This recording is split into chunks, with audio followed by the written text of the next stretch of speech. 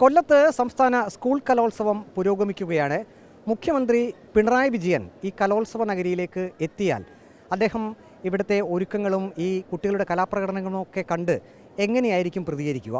വിദ്യാഭ്യാസ വകുപ്പിലെ ജയകൃഷ്ണൻ എന്ന ജീവനക്കാരൻ ഇപ്പോൾ കലോത്സവ നഗരിയിൽ നിന്നും നമ്മോടൊപ്പം ചേരുകയാണ്. ആരെയൊക്കെ താങ്കൾ അനുകരിക്കും?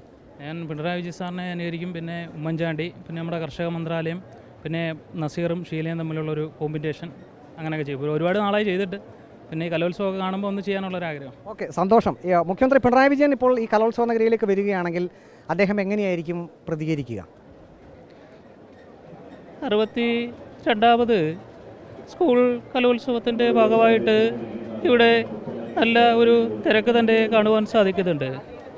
അപ്പോൾ ഈ പഴയിടം നമ്പൂതിരിയുടെ ഫുഡ് കഴിക്കുവാൻ എത്തിച്ചേർന്നിരിക്കുന്ന മുഴുവൻ ആൾക്കാർക്കും എൻ്റെ ആശംസകൾ. അപ്പോൾ നമ്മുടെ ഉമ്മൻചാണ്ടി സാറൂടെ വരായിരുന്നു.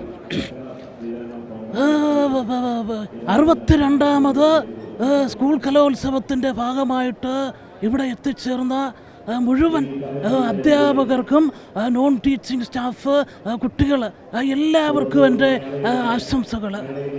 അടുത്ത നമ്മുടെ കർഷക മന്ത്രാലയത്തിൻ്റെ പരസ്യം ഒന്ന് കണ്ടുപോകാം. രാജു, ഈ ഇടയായി നിന്നെ കൊല്ലത്തോട്ട് കാണാറേ ഇല്ലല്ലോ. ഗോപാല, അറിഞ്ഞില്ലേ? 62ാമത് സ്കൂൾ കലോത്സവം കൊല്ലത്ത് നടക്കുന്നുണ്ട്. ഓഹോ, അതെല്ലാം വലിയ ചിലവുള്ള കാര്യമല്ലേ?